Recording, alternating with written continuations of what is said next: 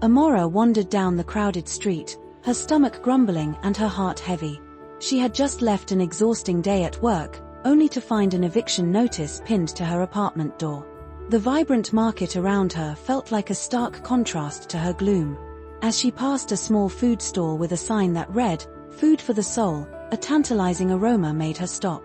The stall's owner, an elderly woman with twinkling eyes and a warm smile, waved her over. "Come, dear. A good meal can heal even the heaviest heart." Amora hesitated but took a seat. The woman placed a bowl of steaming soup in front of her. The first sip was unlike anything she had tasted before. Flavors danced on her tongue, and with each spoonful, memories of her happiest moments flashed before her eyes, playing with her childhood dog, laughing with her grandmother, and the thrill of her first big achievement. Tears welled up in her eyes, but they weren't from sadness.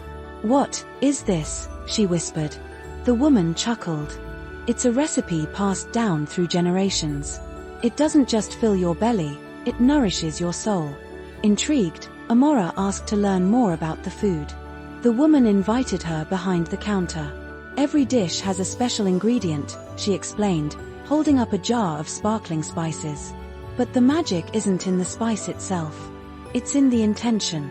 When you cook with love and hope, the food carries those emotions to whoever eats it."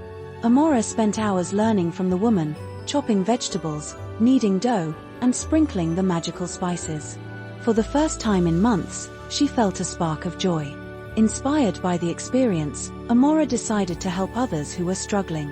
She borrowed the woman's cart for a day and cooked meals using what she had learned. She handed out bowls to the homeless and weary passers-by, watching as their faces lit up with unexpected joy.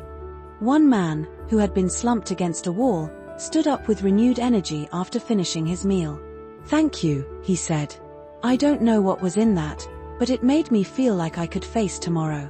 With the elderly woman's blessing, Amora opened her food stall, naming it Soulful Bites. She incorporated everything she had learned, cooking with love and hope and sharing her story with every customer. Her stall became a beacon in the city, not just for its delicious food but for the warmth and kindness it radiated. Amora's life transformed, not because her problems disappeared, but because she found a purpose that filled her heart and others with light.